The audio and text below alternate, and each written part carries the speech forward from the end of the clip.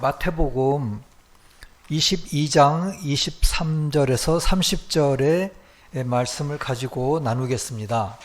3절, 부활이 없다 하는 사두개인들이 그날 예수께 와서 물어 이르되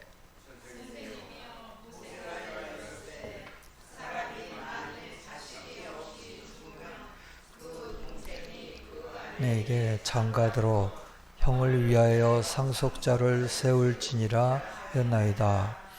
우리 중에 7형제가 있었는데 맏이가 장가 들었다가 죽어 상속자가 없으므로 그 아내를 그 동생에게 물려주고 그 둘째와 셋째로 일곱째까지 그렇게 하다가 최후에 그 여자도 죽었나이다.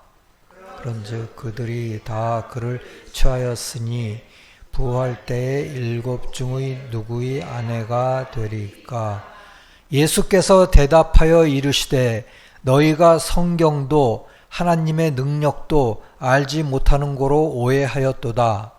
부활 때에는 장가도 아니가고 씹도 아니가고 하늘에 있는 천사들과 같으니라. 천국과 지옥 382번을 읽어드리겠습니다. 천국의 결혼과 지상의 결혼이 다른 점은 지상 결혼의 목적 중 하나는 자녀를 낳는 데 있지만 천국 결혼은 그렇지 않다는 데 있다. 천국에서는 자녀 대신 성과 진리를 낳기 때문이다. 그 이유는 앞에서도 설명했듯 천국 결혼이 선과 진리의 결혼이기 때문이다. 천국의 결혼에서는 무엇보다도 선과 진리 그리고 그 둘의 결합을 가장 사랑하기 때문에 천국 결혼에서 늘어나는 것도 선과 진리인 것이다. 그렇기 때문에 말씀에 나오는 출생과 자손은 영적 출생과 자손, 즉 선과 진리의 늘어남을 의미한다. 부모는 생산하는 주체인 선에 결합된 진리를 의미하고 아들과 딸은 불어난 진리와 선을, 사위와 며느리는 그 선과 진리의 결합을 의미하는 등이다. 오늘 말씀에서 이제 사두개인들이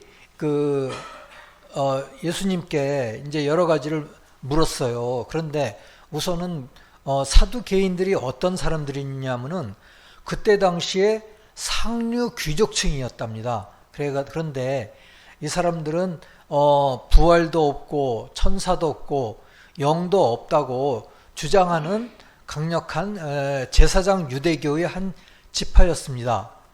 그러니까 영적인 것이 없고 이제 물질적으로만 생각을 하였죠. 그리고 부활을 이제 이야기했는데 이 부활도 영계에서의 부활이 아니고 이 다음에 무덤이 열리면서 물질적으로 부활하는 그런 것을 이야기하는 것입니다. 그렇지만은 이 사두개인들은 로마인의 성전 파기 이후에는 없어진 지파입니다.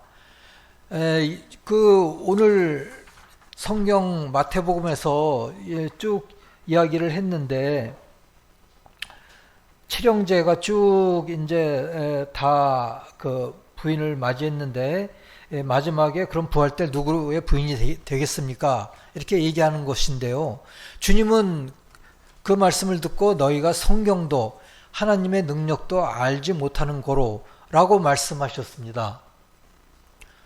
그러니까 너희는 영적인 것과 또 하나님의 능력도 알지 못한다 이렇게 얘기한 것입니다. 그런데 사실 우리가 자연적인 등차로 우리가 태어났는데요. 이러한 자연적인 사람도 사실 마찬가지로 생각을 합니다. 사후에 영계 부활한다든지 천사와 또 악한 영이 있다는 것을 생각하지 못합니다. 왜냐하면 자연적인 사람도 처음에는 자연적인 등차로만 태어나기 때문이죠.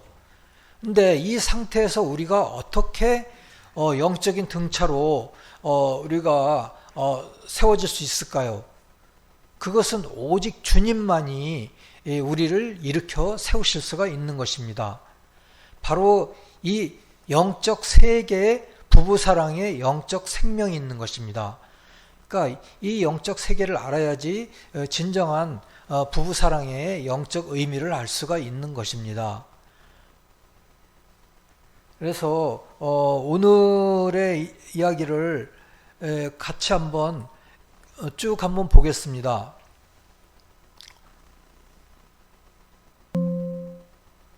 우선 예수께서 대답하여 이르시되 너희가 성경도 하나님의 능력도 알지 못하는 거로 오해하였도다. 아까 말씀대로 이와 같이 말씀하시고 부활 때는 장가도 아니가고 시집도 아니가고 하늘에 있는 천사들과 같으니라. 이게 어떤 말일까요? 그래서 이 결혼에 관한 새 포도주, 묵은 포도주의 관점이 있습니다. 그러니까 우리가 이 세교의 새로운 그 관점을 알아야 하고요. 오래된 그 관점을 이렇게 바꿔야 합니다. 그것은 무엇이냐면은 오래된 관점은 아내에 대한 남편의 지배, 이것이 사실 묵은 포도주면서 오래된 관점입니다. 그런데 교회의 새로운 포도주에 해당되는 관점은 남편과 아내가 같이 교회를 형성한다는 그런 의미가 되겠습니다. 그리고 아내의 의지는 남편의 이해성과 결합한다고 세교회는 이야기하고 있습니다. 그래서 이제 이 남성과 여성에 관해서 이와 같이 이야기하고 있는데, 남성은 그 외성으로, 즉 베일, 겉껍질은 지혜로 되어 있습니다. 그런데 그 안에는 사랑이 존재하고 있고요. 여성은 반대로 겉껍질은 사랑으로 되어 있는데 그 안에는 지혜가 존재하고 있습니다. 즉 여성은 우리가 알다시피 그 자손을 또 번식시키고 부양하고 하기 위해서 이 자손 양육에 그 사랑의 임무를 받습니다. 그래서 그 사랑의 임무를 이 남편에게 보냅니다. 그래서 남편은 그러한 사랑을 받아서 이와 같이 그 안에 사랑을 형성하는 것입니다. 그런데 이제 또 여성은 남편에게서 이 지혜를 받아가지고 그 안에 내성에 이 지혜를 형성을 합니다.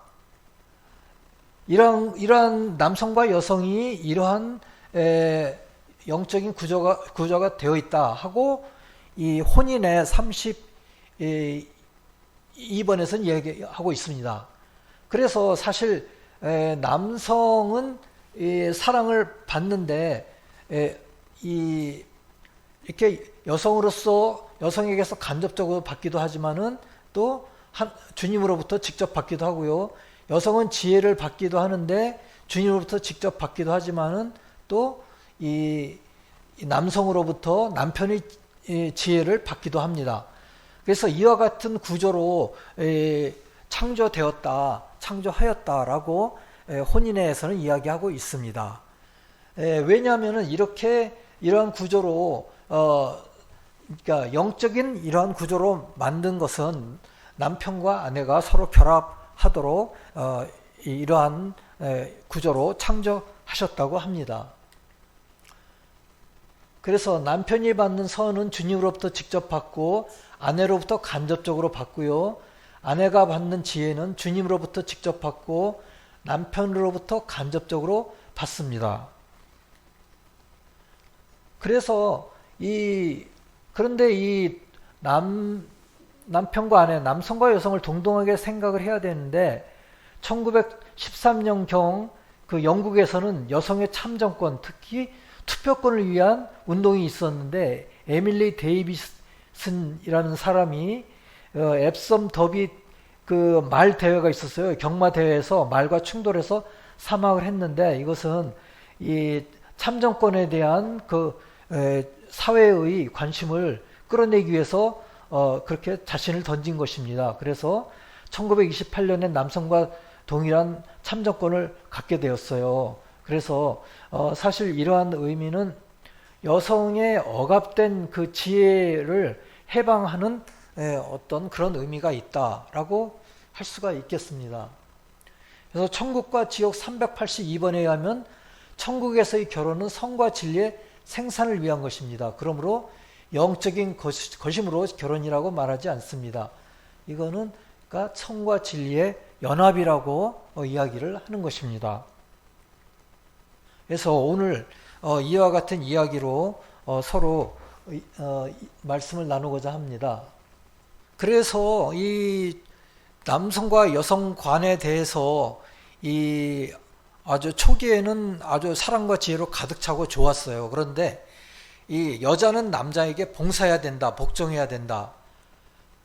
그리고 자아사랑과 세상사랑과 유전학이 또 이 세상에 퍼지면서 결혼애와 성에 대한 이 이해가 상실되었습니다. 그래서 성에 대한 잘못된 개념이 이 교회까지도 침투하게 되었습니다. 그래서 남자가 여자를 지배해야 된다는 것이 당연하다. 그리고 아내의 머리는 남편이고 여자는 교육을 받아서는 안 되고 또 남을 가르쳐서도 안 된다. 이러한 그 사조가 막 들어왔어요. 그리고 심지어는 이 기독교에서는 에덴 동산에서 뱀에게 속은 사람이 여자니까 여자는 그 대가를 치러야 한다라는 말까지도 나왔습니다. 그런데 게다가 이 전 세계적으로 보면은 여성 인권의 사각지대인 나라가 많습니다. 많지요. 다 아시죠? 이게 여성에 대한 교육을 억압하는 나라도 있고요. 또 어떤 나라는 그 남편이 아내에 대한 생사 여탈권을 쥐고 있는 나라가 오늘날에도 있습니다. 저희 나라의 경우를 보더라도 지금은 그렇지 않지요. 하지만은 저희 그 조상님들 중에는 어떤 분들은 여자 자녀를 초등학교도 안 보냈어요. 그래서 오늘날 여자 어르신 중에는 문맥인 분들이 꽤 있었습니다. 하지만 그분들이 다 이제 교육을 받았죠. 그리고 어떤 어르신분들은 이제 한이 맺혀서 검정고시 과정을 다 마쳤어요. 그래서 대학교 입학까지 했고 대학 교육까지 받고 하고 있습니다. 그래서 이런 것들이 우리 현재는 우리나라에서는 많이 나아졌습니다. 그런데 그렇다면 이런 면에서의 세교회에서의 가르침은 무엇일까요? 우선 아내에 대한 남편의 지배, 그러니까 남편이 아내를 지배해야 된다. 이건 없습니다. 세교에서는. 그리고 남편과 아내가 똑같이 교회를 형성하는 것입니다. 그리고 물론 남편과 아내 각자가 모든 것을 다 잘하는 것은 아니죠. 본성으로서 주님께서 잘하는 것을 주어지기는 합니다. 근데 그것이 높고 낮은 등차라고 이야기할 수는 없습니다. 남자는 남자로서 잘할 수 있는 게 있고 여자는 여자로서 잘할 수 있는 게 있습니다. 근데 그거는 서로 협력하라고 그렇게 주어진 것이죠. 그리고 주님이 교회와 사람들의 머리가 되고 주님이 남편과 아내의 머리가 되는 것입니다. 그래서 참된 기독교에서는 말하기를 참된 결혼에는 지배 없는 천적 사랑이다 라고 이야기하고 있습니다. 천국과 지옥에서는 다른 사람을 지배하려는 정욕은 결혼애와 그 천적인 기품을 전적으로 빼앗아 버린다 라고 이야기하고 있습니다. 그러니까 남편은 아내를 지배하려고 하지 말고 아내는 남편을 지배하려고 하지 말고 서로 협력하여서 그 교회를 이루고 가정을 유지해야 하는 것입니다. 부부는 서로 의지를 결합해야 되고 또 서로의 자유의지를 존중해야 하는 것입니다. 서로가 우월해지려고 하고 또 서로가 명령하려고 할 때 이러한 최고의 가치는 사라진다고 합니다. 혼인의 166번에 의하면 그러니까 이제 스베덴보르그 선생님의 저서 중에 혼인애라는 게 있습니다. 그 혼인애의 166번에 의하면 아내의 지각은 남편의 지각보다 훨씬 우수하다고 합니다. 이것은 창조 때부터 심어진 애정과 성향에 대한 아내의 지각입니다. 이게 무슨 말이냐면은 남편의 음성이나 말의 어조, 남편과의 접촉만으로도 남편의 애정과 성향을 알 수가 있습니다. 굉장히 민감하죠. 이것은 본능과 같은 것입니다. 그런데 이것의 목적은 무엇일까요? 그것은 남편의 지혜와 함께 하도록 하기 위함입니다. 서로 사랑하는 정도에 따라서 상호 간의 결합이 이루어집니다. 어떻게 이루어질까요? 아내는 남편에게서 지혜를 받습니다. 그리고 남편은 아내에게서 사랑을 받습니다. 처음에는 주님으로부터 지혜와 사랑을 남편과 아내가 각각 받습니다. 그러니까 그 다음에는 이것을 서로 주고받는 것입니다. 그러니까 우리 가정에서도 이러한 영적인 관계가 되어야 하는 것입니다. 지극히 자연적이고 동물적인 관계만 되어서는 이것은 참된 결혼애라고 할 수가 없습니다. 사람의 결혼애는 이러한 영적인 결혼애 안에서 이루어져야 하는 것입니다. 그것을 세교에서는 그렇게 이야기하고 있습니다. 그래서 남편도 아내도 서로의 사랑과 지혜를 자유의지에 따라서 받아들여야 하는 것입니다. 혼인의 159번에 의하면 아내의 의지는 남편의 이해성과 결합합니다. 그러니까 아내의 의지가 아내 면에서 아내가 자신의 의지를 남편의 이해성과 결합하고요. 또 남편의 편에서는 남편의 이해성을 또 아내의 의지와 결합합니다. 그래서 상호적인 것이죠. 그래서 남자는, 왜냐하면 남자는 이해성으로 태어나고 여자는 남자의 이해성을 사랑하도록 태어났다고 합니다. 그래서 그 결합을 기뻐하게 된다고 합니다. 혼인의 32번에서는 또 이야기합니다. 남성성의 가장 내성적인 특성은 사랑이며 그 외부는 지혜입니다. 그러니까 아까 보여드린 그림처럼 이 뒤에도 있는데 파란 것을 지혜로 생각하시고 빨간 것을 사랑으로 생각하십시오. 그러면은 그런데 남성성의 가장 내성적인 특성은 사랑이랍니다. 그런데 그것을 감싸고 있는 그 외부는 지혜입니다.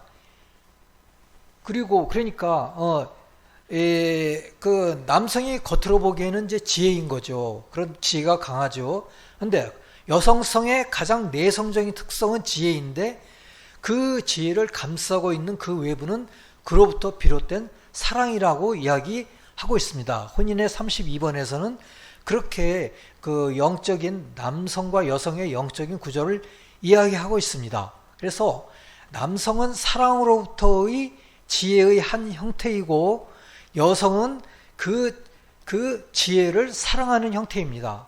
그러니까 남성의 겉껍질이 지혜인데 여성은 그 겉에 있는 지혜를 사랑하는 그런 형태입니다. 따라서 창조로부터 남성과 여성 모두가 하나로 합치고자 하는 사랑이 심어졌다고 합니다. 그래서 남자에게는 지혜 안에 사랑이 있고 여자에게는 그 사랑 안에 이와 같이 지혜가 있습니다. 그래서 우리 자체 내에 사랑이 있는 것처럼 생각할 수 있지만 우리는 생명을 받는 수용 그릇에 불과합니다. 사랑과 지혜를 우리가 받고 그리고 그 사랑과 지혜가 남편과 아내 사이에서 흐르는 것입니다. 즉 주님에게서 사랑과 지혜를 받고 남편과 아내 또는 남성과 여성 사이에서 그 사랑과 지혜를 서로 상호적으로 흐르는 것입니다. 이러한 관계가 되어야지 정말 건전하고 영적인 남성과 여성 또 결혼 관계가 되는 것입니다. 이것을 폐와 심장에 비유했는데요.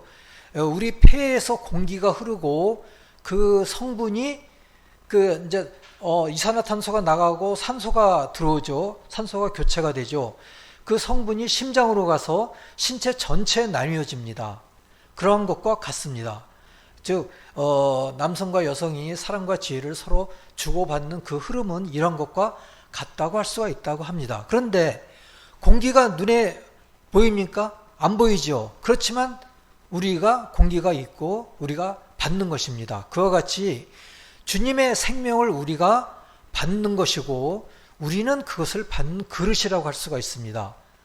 그리고 남성은 속마음에 사랑이 존재하고 있고요. 겉모습은 지혜로 형성되어 있고 여성은 가장 깊은 속마음에 남성으로부터의 지혜 또는 남편으로부터의 지혜 또는 주님으로부터 받은 지혜가 존재하고 있고 그 겉은 이제 사랑이 형성되어 있지요.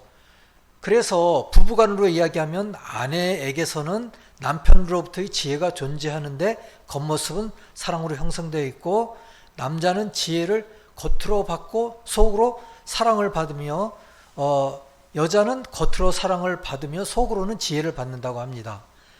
그래서 남자와 여자의 결합 또 남편과 아내의 결합은 무엇에 상응할까요? 선과 진리의 결합에 상응합니다. 예를 들어서 그런데 이제 좀 더 자세하게 혼인의 100번에서는 이야기하고 있는데요. 남자가 받는 선은 두 가지가 있다고 합니다. 하나는 주님으로부터 직접 받는 것이고 또 다른 하나는 아내로부터 받습니다. 그래서 하나는 주님으로부터 위에서 직접 받고 다른 하나는 아내로부터 받는 것입니다. 아내로부터는 간접적으로 받는 것이죠. 근데 주님으로부터의 사랑과 아내로부터는 사랑이 이 지혜와 결합합니다. 그래서 남편이 이 알게 된 그 지혜가 더 살아있는 지혜가 되고 상승하게 되는 것입니다. 만일 근데 남편이 그러한 사랑을 안 받고 거부를 한다면 제한적인 지혜가 된다고 합니다. 즉 이 선은 주님으로부터 받는 것은 내적인 선이며 그러니까 주님으로부터 직접 받는 선은 내적인 선이고 그 아내로부터 받는 것은 외적인 선이라고 합니다. 아내도 마찬가지로 주님으로부터는 속마음의 지혜를 받고 남편으로부터는 지혜가 와서 사랑과 결합합니다. 그래서 남자는 지성적이라고 하지만은 사실 깊은 본질은 사랑입니다. 여자는 더 애정적이라고 하지만은 깊은 본질은 지혜입니다. 그래서 남성은 가장 깊은 속마음에 사랑이 존재하고 있으나 겉으로는 지혜를 받아서 겉모습은 지혜로 형성되어 있고요. 남편은 그렇게 아내에게 부어주시는 사랑의 임류를 남편은 받는 것입니다. 그러니까 사랑의 임류를 남편은 받고요. 남편이 그것을 받아들인다면 남편의 지혜는 생명을 받고 생성하게 되고요. 그 지혜를 또 아내에게 주는데 그것이 아내에게서는 내성의 지혜가 되는 것입니다. 그리고 이렇게 상호적으로 교환하여서 아내는 사랑 안에서 영원성을 찾고 남편은 지혜 안에서 영원성을 찾아가는 것입니다. 이것이 증가할 때 부부는 천국의 축복으로 나아가는 것입니다. 이것이 세교에서 이야기하는 결혼의 축복입니다. 그러면 아까 말씀드린 여성의 고난을 성장하는 여성의 고난이 사실 오래전부터 성장을 했습니다. 그런데 조금씩 성장했는데 그 대표적인 예가 영국에서 벌어진 것인데 1913년경에 여성의 참정권, 투표권을 위한 운동이 벌어지던 때인데요. 이때는 시위나 감옥이나 투쟁이나 단식이나 투쟁이나 창문 깨기 같은 과격한 행동까지도 하여서 어떻게든지 사회적 관심을 끌려고 하였어요. 그 중에 에밀리 데이비슨이라는 분이 계셨는데 그분이 영국의 유명한 앱선 더비라는 경마에서 왕도 조지 5세도 참석했어요. 그런데 약 50만 명이나 모였답니다. 그런데 큰 이벤트에서 경마가 한창 진행됐을 때 이 데이비슨이 트랙 안으로 갑자기 뛰어들었어요. 그리고 왕의 말에 고삐를 잡으려다가 시속 56km 정도로 달리던 말과 충돌했습니다. 그게는 크게 다쳤고 사흘 후에 사망하였어요. 그래서 이것을 계기로 여성 참정권에 대한 그 영국의 관심을 끌려고 하였는데 영국 사회에 엄청난 충격을 주고 장례식 때 여성 운동가가 5만 명 이상이 참석하였고 이것이 여성 참정권 운동이 더욱 강해졌고 결국 영국에서는 1918년에 일부에게 투표권이 생겼고 28년에는 남성과 동일한 완전한 참정권이 이루어졌습니다. 그래서 이 당시에는 남성은 이지적이고 여성은 감정적이기 때문에 이 겉에 껍질만 본 것이죠. 그래서 참정권을 줄 수 없다. 이렇게 이제 이론적으로는 이야기했습니다. 그런데 이것은 남성과 여성의 외성, 그 겉껍질만 보고 결론을 내리는 것입니다. 오늘 우리가 본 것 같이 남성과 여성의 영적인 성향을 보면은 여성은 깊은 내성에서는 지혜가 내재해 있고 그 깊은 지혜가 내재해 있기 때문에 여성의 그 지혜를 발전시키고 발굴해야 합니다. 그래서 이 세상에 여성들도 이 세상에 있는 동안에 부지런히 성경과 성문서를 읽고 또 묵상하고 또 인내의 생활을 하면서 지혜를 키우고 이러한 활동을 통해서 여성의 고유한 내성의 지혜를 발전시켜야 합니다.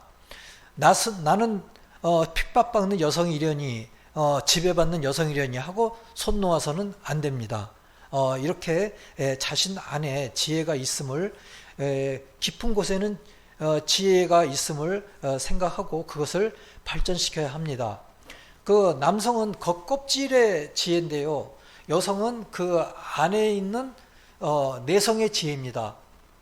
어쩌면 더 진실된 지혜라고 할 수도 있겠어요. 그래서 이러한 것을 잘 발전시켜야 하고요. 아마 이 예수님 당시에 예수님을 따라다니던 여인들 에서는 이러한 내성의 지혜가 굉장히 발전하지 않았을까 그런 생각이 듭니다. 그래서 주님께서는 이제 30절에서 부활 때의 결혼에 대해 또 말씀하셨습니다. 우리는 결혼에서 영원한 요소를 찾아야 합니다. 주님은 인간의 외성과 내성을 만드셨습니다.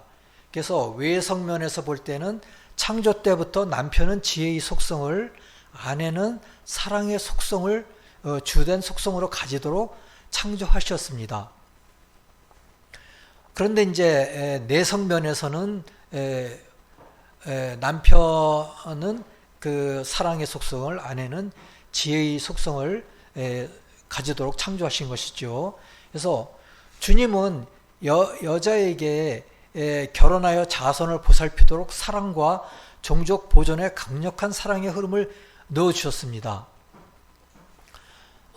그거는 모든 창조물에도 넣어주셨는데 그것은 그 자연적인 그 유지를 위해서 넣어주셨고 영적으로는 내성으로는 지혜에 그 받을 수 있는 가능성을 넣어주신 것입니다. 이 가능성을 발전시키기 바랍니다.